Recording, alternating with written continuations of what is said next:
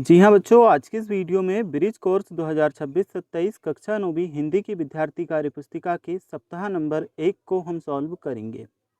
बच्चों, ये जो बुक है टोटल इसमें आपके 8 सप्ताह दिए गए हैं और आज के इस वीडियो में हम आपके सप्ताह 1 यानी कि पहला जो आपका सप्ताह है इसका कंप्लीट सॉल्यूशन देखेंगे। तो जैसे कि आप देख सकते हो, यहाँ से आपका सप्ताह 1 स्टार्ट होता है और सप्ताह 1 का नाम है भाषा का आधारभूत ज्ञान। तो चलिए बच्चों, इस सप्ताह में दिए गए सारे प्रश्नों के उत्तर हम 1 बाय 1 सॉल्व करते हैं। तो ये तो आपको समझने के लिए दिए हैं। नीचे हम चलेंगे तो जो क्वेश्चंस है वह हमसे पूछे गए हैं कार्यपत्रक नंबर 1 से। तो ये आपके पेज नंबर 6 पे कार्यपत्रक नंबर 1 बच्चों आपको दिया है। यहाँ आपको आ जाना है और यहाँ से हम सारे जो आपके प्रश्न हैं इनके आंसर देखते हैं। देखिए, कार्यपत्रक नंबर 1 में हमसे कहा क्या है, नीचे दिए गए वर्णों का उच्चारण स्थान पर लिखिए। अब इन वर्णों को हमें उच्चारण स्थान पर लिखना है। यहाँ से थोड़ा सा आप समझोगे तो समझ आ जाएगा। बच्चों, प्रत्येक जो वर्ण होता है उसका उच्चारण स्थान अलग होता है। तो सबसे पहले हमें नासिका से जो वर्ण उच्चारित होते हैं उन्हें लिखना है। नासिका से हमारे 4 वर्ण उच्चारित होते हैं, ण, ण, न, म। ठीक है। इसके बाद हम देखते हैं दंतमूल से। दंतमूल से आपका रा और ला आएगा। नेक्स्ट है हमारा दंत से। दंत से ता वर्ग सा, ये उच्चारित होते हैं, ता वर्ग के सारे और सा। नेक्स्ट है हमारे पास में दंत प्लस औष्ठ से, इसमें हमारा आएगा वा उच्चारित होता है।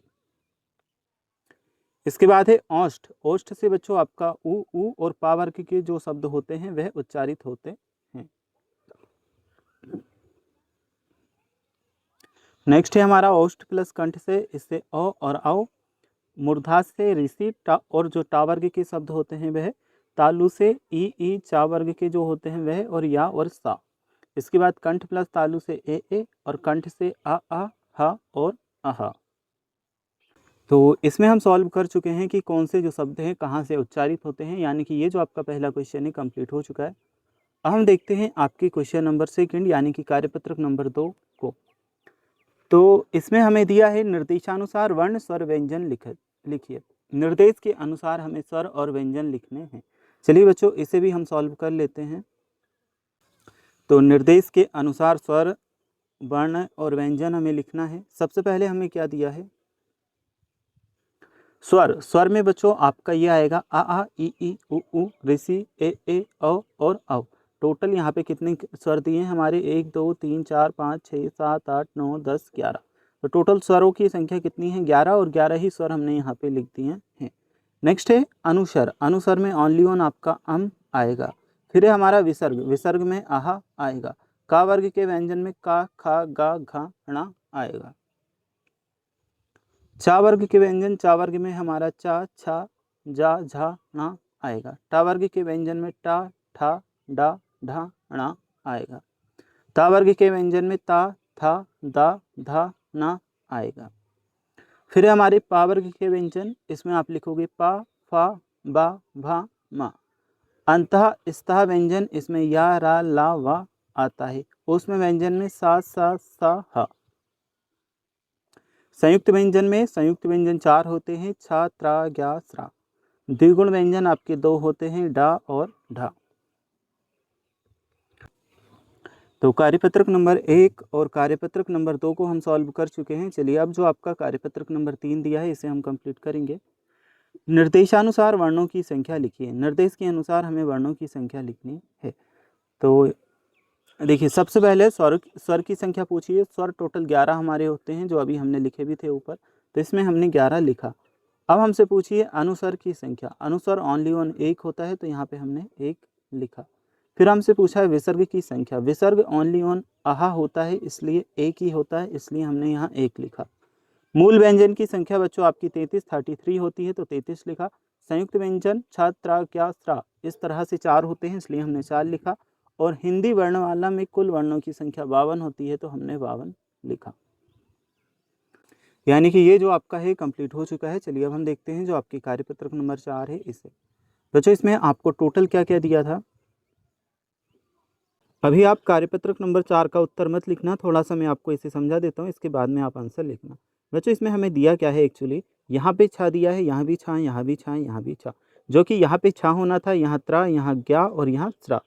तब जा कर के हमारे जो संयुक्ताक्षर थे वह सही बनते। लेकिन हमें चारों जगह क्या छ छ छ दिया है।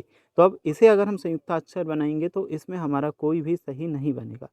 ठीक है, देखो बच्चों, सही उत्तर आपका कुछ इस प्रकार से होना था। इस तरह से अगर हमसे 4 शब्द पूछे जाते छा तो हम का प्लस सा करते, त्रा पूछा जाता ता प्लस रा करते, ज्ञा पूछा जाता जा प्लस आ करते, स्रा पूछा जाता तो सा प्लस रा करते। ठीक है, और प्रश्न भी आपका यही होना था। लेकिन प्रिंटिंग में क्या हुआ है बुक में कि चारों जगह पे ओनली वन आपको छा ही दिया है। ये वाला जो शब्द है आपका छा, यही सभी जगह आपकी बुक में दिया है। तो इसका अगर हम सही करेंगे तो का प्लस सा होगा। अब चारों जगह अगर हम का प्लस सा लिख देंगे तो ऐसा भी हमारा उत्तर क्या गड़बड़ ही होगा। इसके लिए आपको सिर्फ करना क्या है, ऊपर वाला जो छा दिया है उसके बराबर के बाद का प्लस सा लिखना। त्रा जो मतलब फिर जो आपको सेकंड नंबर पे भी छा दिया है उसमें ता प्लस रा लिख लेना।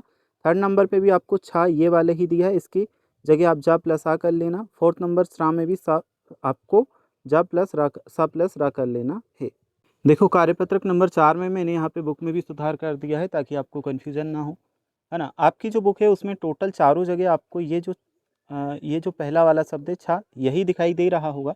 लेकिन बच्चों सही आपका क्या है, छा त्रा ज्ञा और स्रा। इसलिए आपको सही उत्तर में क्या लिखना है, पहले में का प्लस सा, दूसरे में ता प्लस रा, तीसरे में जा प्लस आ, चौथे में सा प्लस रा। तो ये जो आपका कार्यपत्रक नंबर 4 है कंप्लीट होगा। ठीक है, अभी इसमें कंफ्यूज मत होना, यही आपको कर लेना है। चलिए अब हम चलते हैं कार्यपत्रक नंबर 5 की तरफ। कंठ से उच्चारित होने वाले वर्ण लिखिए और बोलकर देखिए। तो कंठ से उच्चारित होने वाले वर्ण आपको मैं बता दूं, आ का ख गा घ ण ह आह। ठीक है, ये कंठ से उच्चारित होने वाले शब्द वर्ण हैं। तालु से उच्चारित होने वाले वर्ण लिखिए और बोलकर देखिए। तो तालु से उच्चारित होने वाले वर्ण कौन कौन से आएंगे, ई चा छा जा झा ण या सा। फिर है दांतों से उच्चारित होने वाले वर्ण लिखिए, बोलकर देखिए। तो दांतों से हमारा कौन कौन सा उच्चारित होता है, ऋषि, ता था दा धा ना ला सा। नेक्स्ट है हमारा 4th नंबर का क्वेश्चन, होठों से उच्चारित होने वाले वर्ण लिखिए और बोलकर देखिए। तो उ पा फा बा भा मा।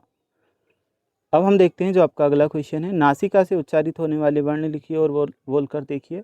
डा णा णा ना मा ये आपका आएगा नासिका से उच्चारित होने वाले वर्णों में। मूर्धा मस्तिष्क से उच्चारित होने वाले वर्ण लिखिए, बोलकर देखिए। तो इसमें हमारे कौन कौन से आ जाएंगे, ऋषि, टा ठा डा ढा णा रा सा। कंठ एवं तालु से उच्चारित होने वाले वर्ण लिखिए और बोलकर देखिए। तो इसमें ए और ए आएगा। दांत व तालु से उच्चारित होने वाले वर्ण लिखिए। तो इसमें बा आएगा। चलिए ये हुआ कंप्लीट। अब है हमारे पास हिंदी भाषा की मात्राएं, इन्हें हम सॉल्व करेंगे। कुछ इस तरह से दिया है हमें हिंदी भाषा की मात्राएं। तो कार्यपत्रक नंबर 1 हमारा इसी में है। चित्र में दी गई मात्राओं का प्रयोग करते हुए 5 शब्द बना करके लिखिए। पहला शब्द बाजार, दूसरा किताब, तीसरा मछली, चौथा गुलाब, पांचवा सूरज। अब है कार्यपत्रक नंबर 2। चित्र में दिए गए शब्दों के अनुसार अन्य शब्द भी बना करके लिखिए।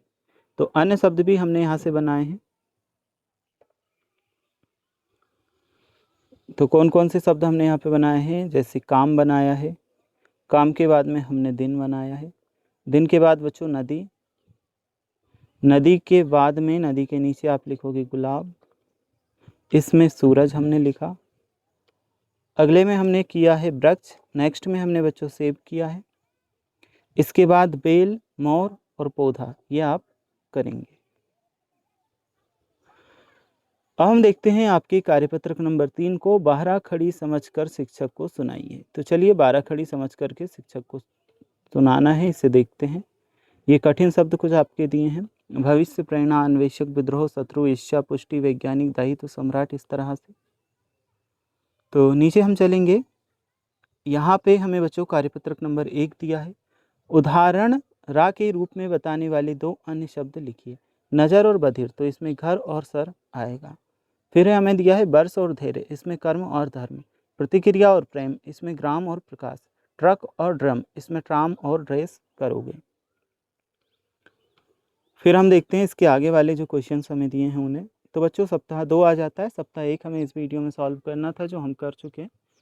अगर आपको कोई और आंसर देखना है तो आप हमारे चैनल के प्लेलिस्ट में जा कर के देख सकते हो।